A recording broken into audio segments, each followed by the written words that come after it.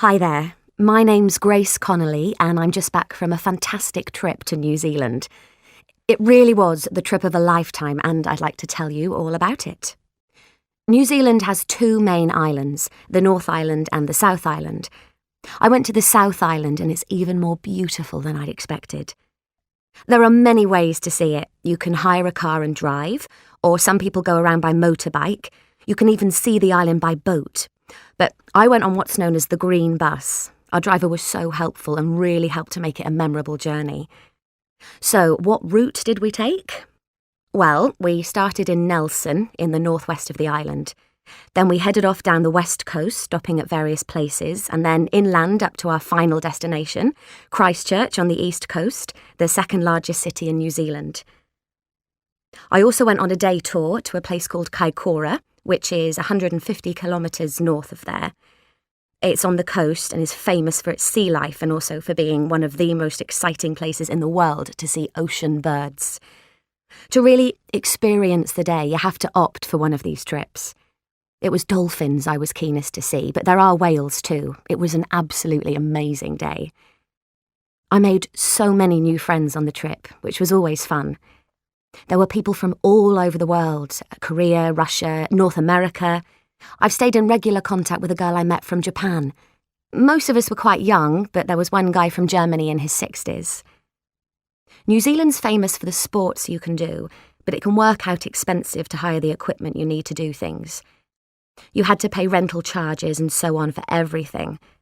I actually took my own bike along with me and did a fair bit of cycling around. I rented a surfboard for a day or half day, and though it was more expensive, I also went out on a quad bike one day. But the highlight of the trip for me was jet boating at a place called Buller River. I'd strongly recommend Adventure Tours, the company I did it with. Nothing was too much trouble, and they really made it fun and exciting. I didn't try the other company, which was called Great Days, but friends said it was okay too. Every trip has some problems. I fell and hurt my shoulder horse riding on a beach. Luckily, the sand was soft enough to prevent it being anything serious and I didn't need treatment. But then I actually had to go to Christchurch Hospital after doing something to my foot, climbing over some rocks. Anyway, it was nothing major and was fine after a couple of days. There are interesting things to buy on the South Island. Nelson Saturday Market's brilliant. There are stalls selling food, honey, bread and fruit, all sorts of things. I got a fantastic wooden mask as a souvenir, but there were also paintings and jewellery and stuff that would have been nice to bring home too. The accommodation was great the whole way. The hostels we stayed in were all good, like the Fairway in Christchurch, or my favourite, the Lakeside in Nelson. That's the place I'd advise anyone to stay.